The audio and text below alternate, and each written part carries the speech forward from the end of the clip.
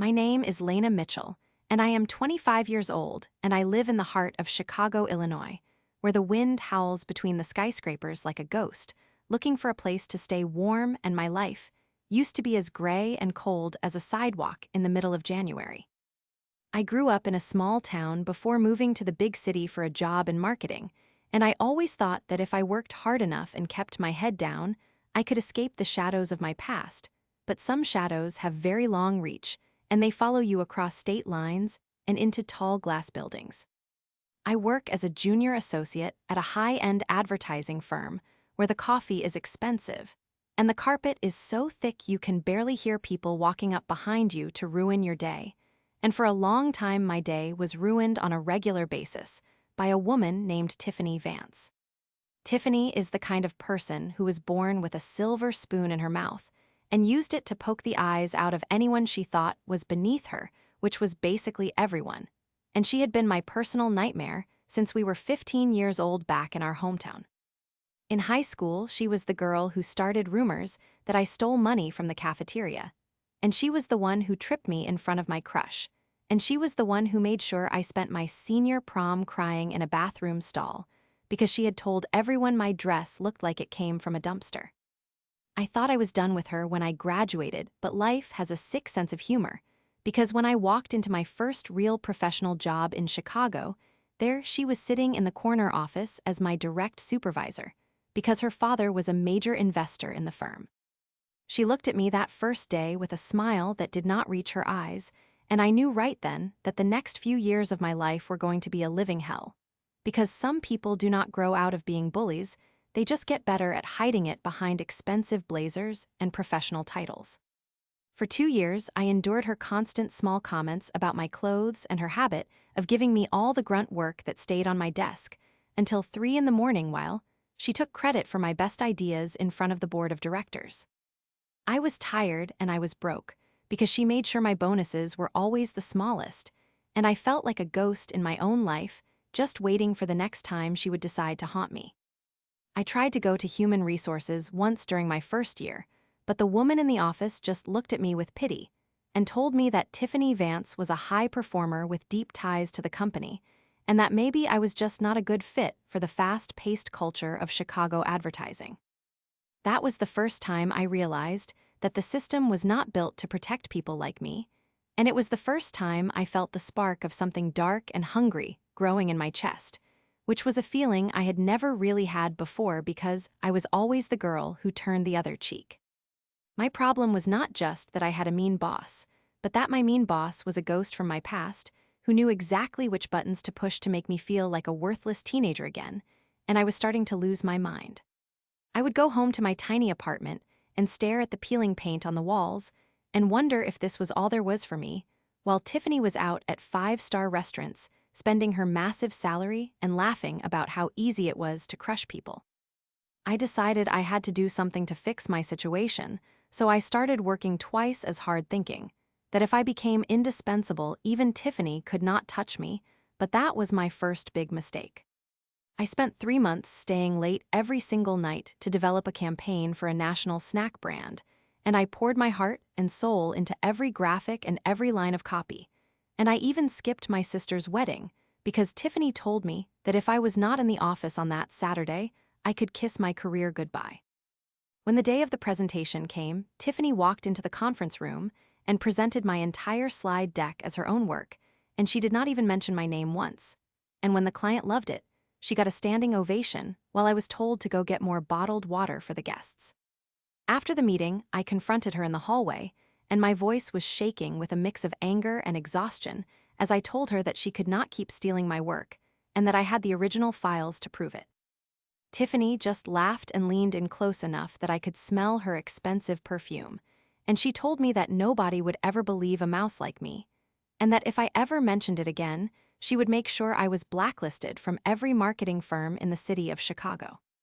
She told me she had already sent an email to the chief executive officer saying that I had been struggling with my mental health and that she was doing her best to coach me through my performance issues, which was a lie that made my blood run cold. I realized then that she was not just bullying me anymore, she was actively trying to destroy my future so she could feel powerful and I went back to my desk and sat there in silence while the office buzzed around me. I felt like I was at the bottom of a very deep hole, and there was no ladder in sight, and I spent the next week in a daze just waiting for the hammer to fall.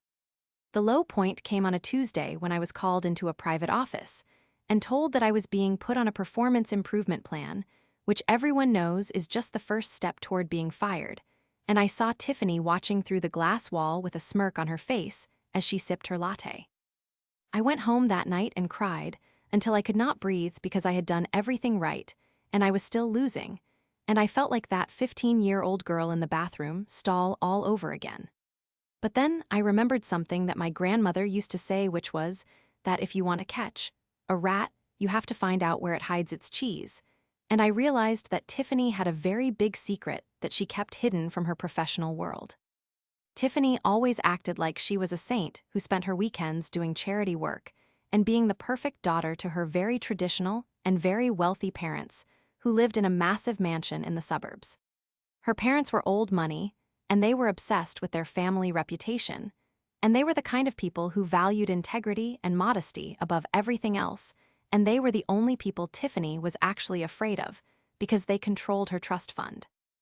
I knew from high school that Tiffany had a wild side that she kept very quiet, and I started to wonder if she was still the same person underneath all those designer clothes, so I decided to spend my last few weeks at the job doing some detective work. I started by following her social media accounts, but not the ones under her real name, because I knew she was too smart for that, and instead I looked for the accounts of her rowdy friends from college. It took a lot of digging and many late nights of scrolling through thousands of photos, but I finally hit the mother lode when I found a private account belonging to her boyfriend, who was a guy that her parents definitely did not know about. This guy was a total deadbeat who spent his days posting videos of himself doing illegal things, and in the background of many of his videos was Tiffany Vance looking nothing like the professional advertising executive she pretended to be.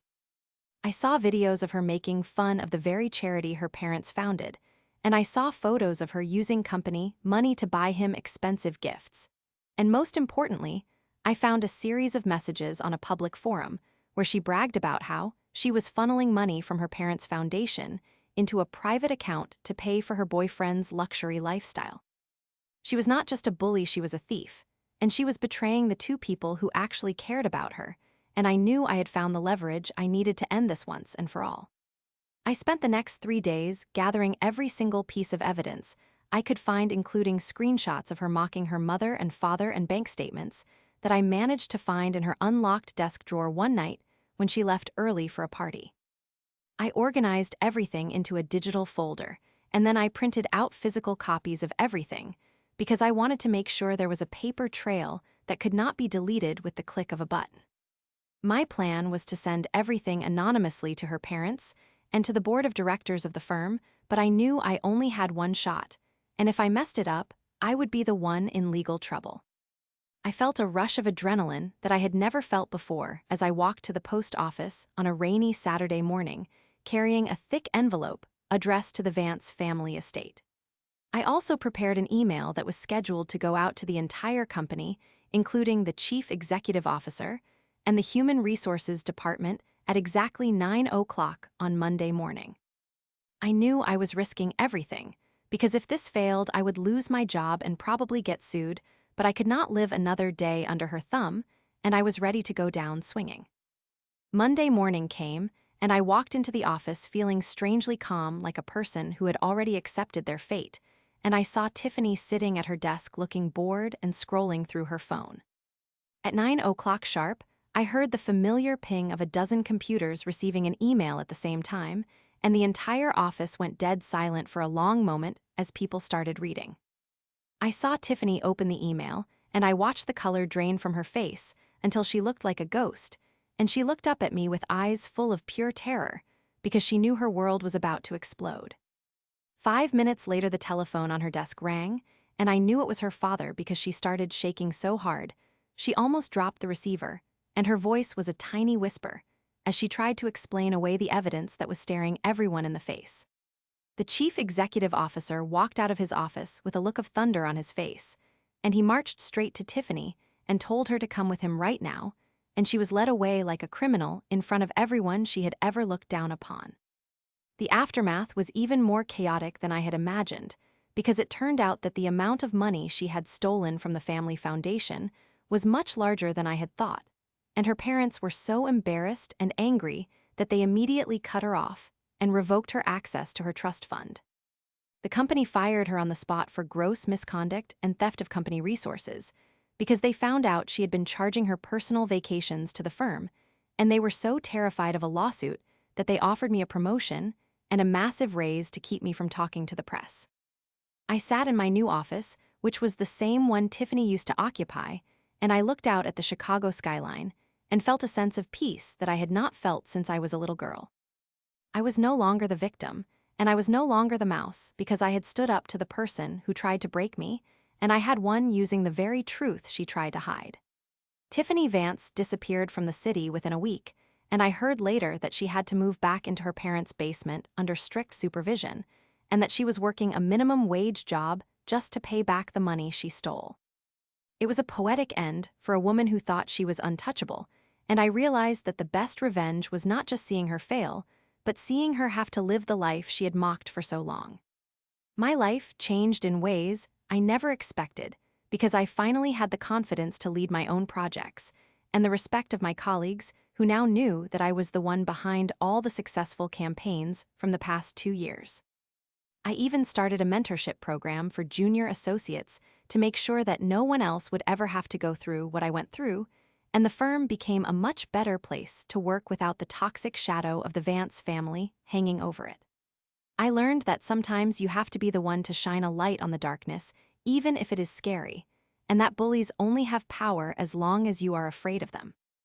A few months later, I received an anonymous letter in the mail with no return address, and when I opened it, I found a single photograph of Tiffany standing outside a grocery store in our hometown wearing a cheap uniform and looking tired and defeated.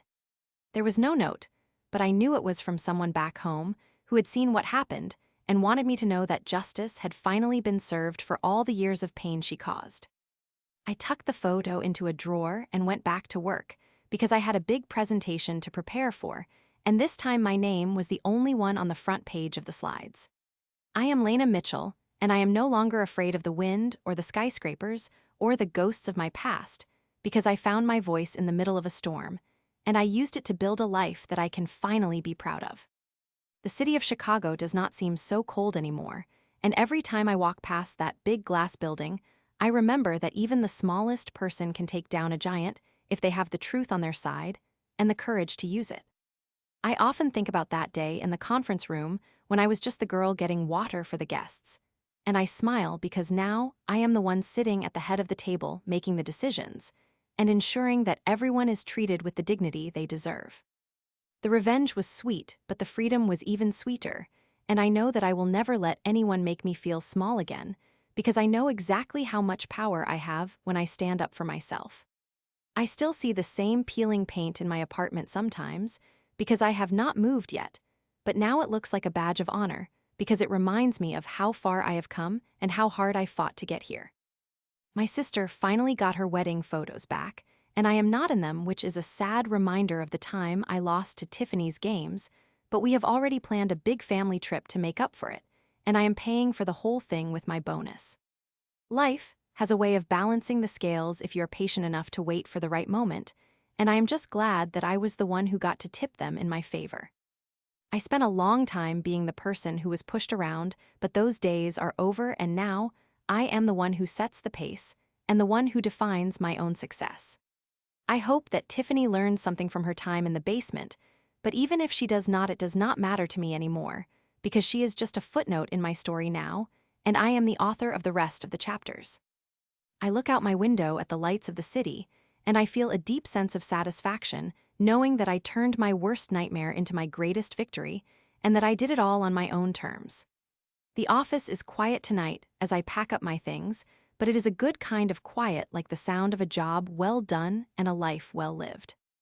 I walk out into the Chicago air, and I do not even feel the cold because I have a fire inside me that no bully can ever put out again, and I am ready for whatever comes next. I realize now that the evidence I sent was not just about exposing her, but about freeing myself from the prison of my own silence, and that is the most important lesson I ever learned. I am 25 years old and my life is just beginning, and for the first time, I am excited to see what the future holds, because I know I can handle anything that comes my way. I think about the people who are still being bullied, and I wish I could tell them that it gets better, but only if you are willing to fight for it, and only if you remember that you are worth more than someone else's cruelty. The lights of the Sears Tower are sparkling against the night sky, and I feel like I belong here in this big, busy city that once felt so intimidating. I have friends now who actually care about me, and a job that actually values me, and a sense of self that is stronger than it has ever been. I know that somewhere out there Tiffany is probably still thinking about me and wondering how I did it, but she will never understand that it was not about being mean, it was about being honest. Honesty is a powerful weapon when you are dealing with people who live their lives based on lies, and I am glad I chose to use it. I take a deep breath and start walking toward the train station, feeling the weight of the day lift off my shoulders and the promise of tomorrow calling my name. This is my story, and it is a good one, and I am going to make sure that the next chapters are even better than the ones that came before. I have learned that the best way to move forward is to leave the baggage behind, but sometimes you have to open the bags first to see what is inside, and that is exactly what I did.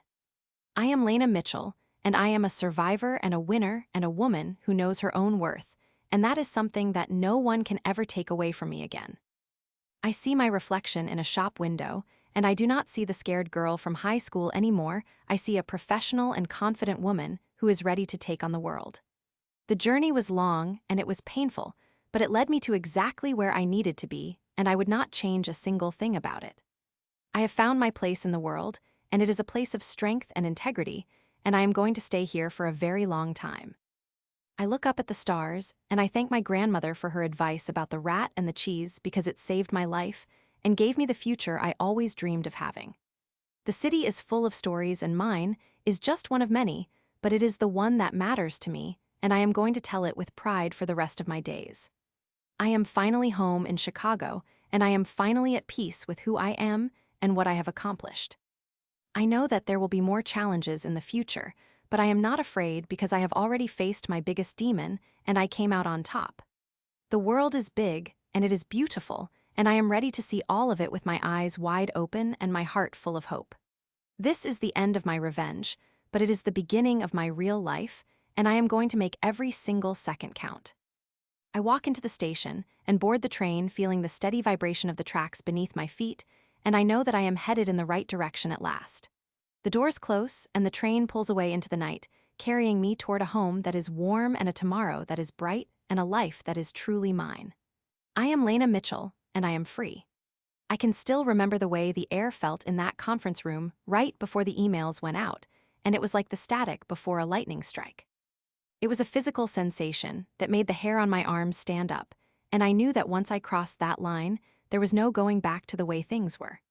I had spent so many years being afraid of the consequences of speaking up that I had forgotten that there are also consequences for staying silent. Silence is a slow poison that eats away at your soul until there is nothing left but a shell of who you used to be, and I was not going to let that happen to me. I had to be my own hero because no one else was going to swoop in and save me from Tiffany Vance and her cruelty.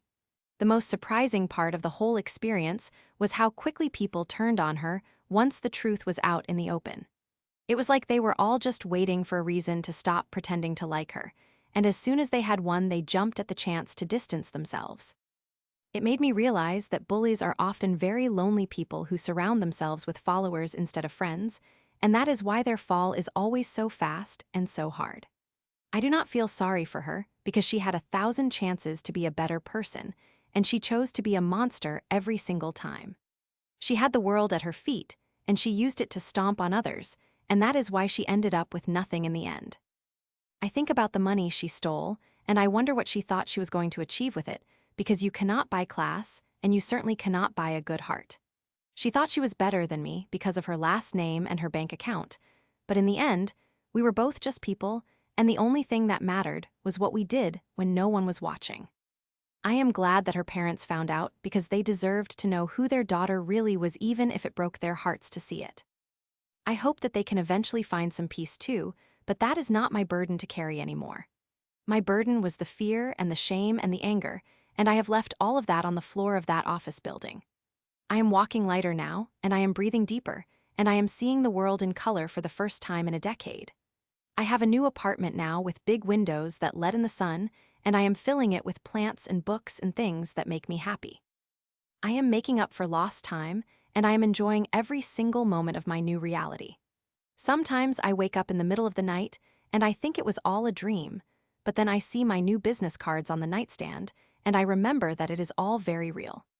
I am a manager now, and I have a team of 5 people who look to me for guidance, and I make sure that they know they are appreciated every single day.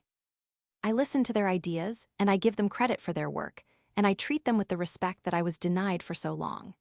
It feels good to be the kind of leader that I wish I had when I was starting out, and it feels even better to know that I am making a difference in their lives. I am Lena Mitchell, and I have transformed my pain into a purpose, and my revenge into a revolution. I am not just surviving, I am thriving, and I am doing it with a smile on my face and a clear conscience in my heart.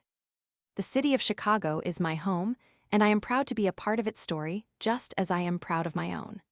I have learned that the only way to truly win is to be a person of character, and that is exactly what I intend to be for the rest of my life. I am Lena Mitchell, and I am finally whole, and I am finally happy, and I am finally free to be whoever I want to be in this big, beautiful world. My story is not one of anger anymore, it is one of hope, and that is the best ending I could have ever asked for. I look forward to the years ahead, and I know that whatever happens, I have the strength to handle it, because I have already proven to myself that I am a fighter. I am Lena Mitchell, and I am done with the past because the future is looking very bright indeed. I can still hear the sound of the elevators in the office building, and the way the glass doors would click shut behind me, and it used to feel like a prison sentence, but now it just feels like another day at work. I have reclaimed my space, and I have reclaimed my life, and I have reclaimed my name from the person who tried to tarnish it. I am no longer just the girl who was bullied, I am the woman who stood her ground and won, and that is a title I will wear with pride forever. I am Lena Mitchell, and this is my truth, and it has set me free in ways I never thought possible. I am ready for the next adventure, and I am ready for the next challenge, because I know that I am capable of anything I set my mind to.